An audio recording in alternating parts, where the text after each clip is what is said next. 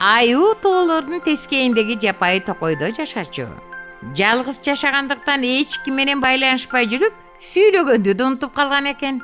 Бара-бара ойлонгусу да келбей, мээси да керектен чыга баштайт. Ага карабастан абалы жакшы, көңүлү көтөрүңкү жүрчү. Тоонун күнгөйүндө болсо улгайып калган бир дыйкан жашачу. Бул дыйкан адамдар менен жакшы мамиле түзө албагандыктан тоого көчүп кеткен эле.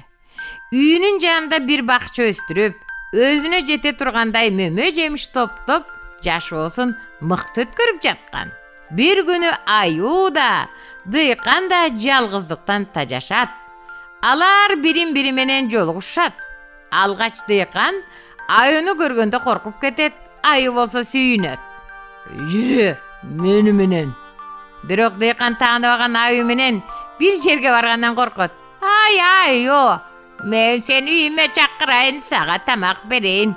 Эмне болсо да бөлүшүп жейли, анан эс алалы, Аюу макул болуп дыйкандын артынан жөнөйт.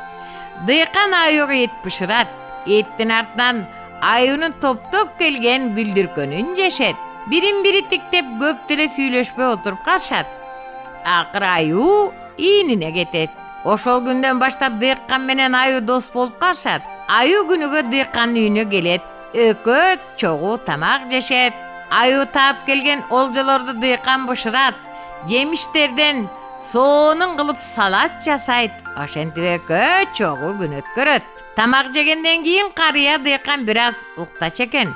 Аюу болсо досунун жанында отуруп, чымындан коруйт. Бир күнү айдаса болбой эле кайра келип конгон чымындын сазайын берем деп, ташала калып карыянын чекесине конуп турган чымынга катуу урат. Чымын өлүп калат. Таш катуу тийгендиктен карыя дыйкан да бул жашоо менен кош айтышат. Ошондон кийин балдар, келесоо достон көрө акылдуу душман артык деген лакап сөз айтылып калган экен. Венгер жомогу түркүн үйлөр. Кошуна бакчада ойноп жаткан Палкога айтты. Эй, Палко, бер келчи, сага бир нерсе айтайын дедим эле. Чөптөрдүн арасынан бир нерсе издемиш болуп жаткан Палко жок дегенсе башын чайкады. Эмнеге келбейсиң? Мен үлүлдөрдөн трамвай жасадым. Трамвайды айдап баратам. Айдоочу жүргүнчү менен сүйлөшкөнгө болбойт. Айдоочу жаңгак жегенге да болбойбу? Палко сүйүнүп кетип чуркап келди. Жок, айдоочу жаңгак жесе болот. Анан колун сунду. Токто, анчалык шашылба. Алгач бул жерде канча үй бар экен, ошону айтчы. Канча үй? Үйдү санасаң, ошончо жаңгак берем. Мына, ошол биринчи бөлмө, бул экинчи бөлмө. Колдору менен санай баштады. Ай, токто, мен бөлмөлөрдүн санын эмес, үйлөрдүн санын сурап жатам.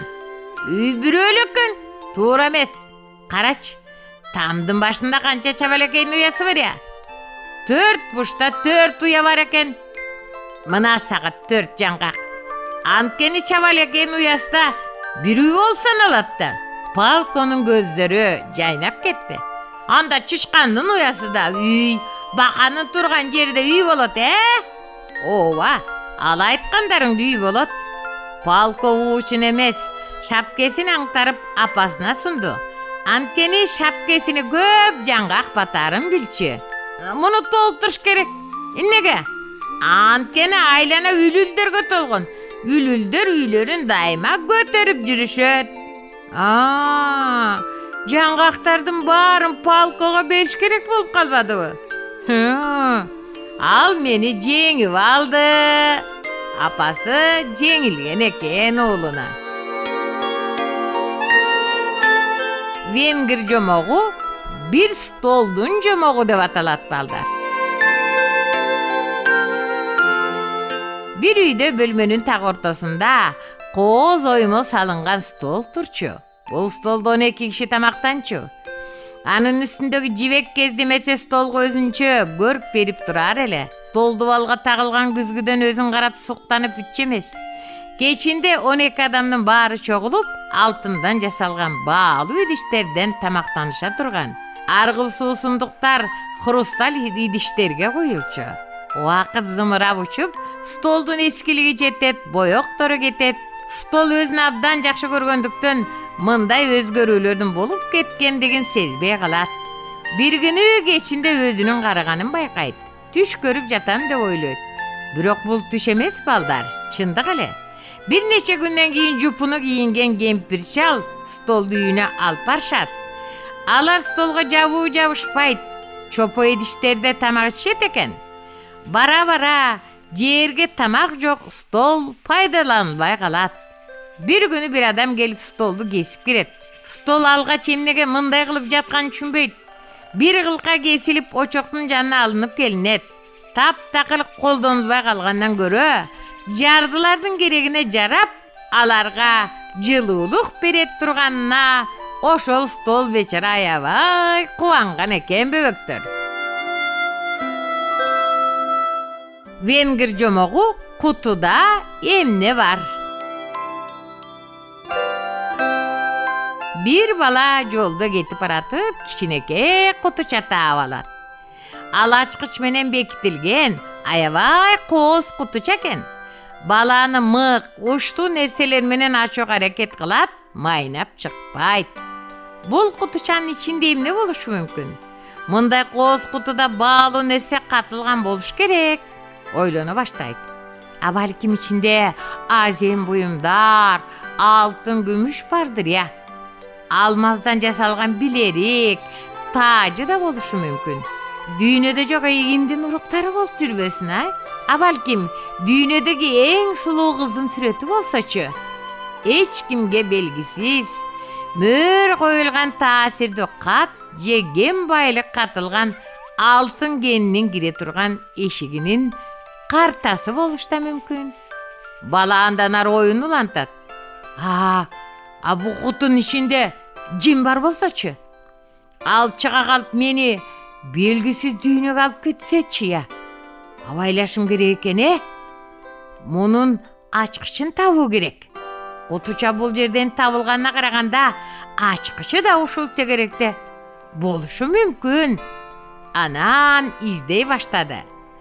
Бала топурактары бери сыдырып, чукулап издейт. Ошентип жатып ачкычтардын топтомун таап алат. Ал ачкычтардын ичинен болжолдоп бирөөнү салып көрсө, дал өзү болуп чыгат. Акырын ачып жатып колун салып сыдырып көрөт. Коркунучсу эч нерсе сезилбегендиктен кутунун оозун толугу менен ачат. Ачар ачпас. Мени ким сындырыр? Мени ким сынады, акмактар? Ушинтип кыйкырат да кутун ыргытып жиберет. Көрсө, кутунун ичине чычкан салыныптыр балдар. Чычкандын куйругу абдан кыска экен. Бир аз узун болгондо, бул жомок мындан да узунураак болмок. Ушуну менен балдар, кел бөбөгүм жомок деген бүгүнкү уктурубуз аяктады. Саламатта тургула.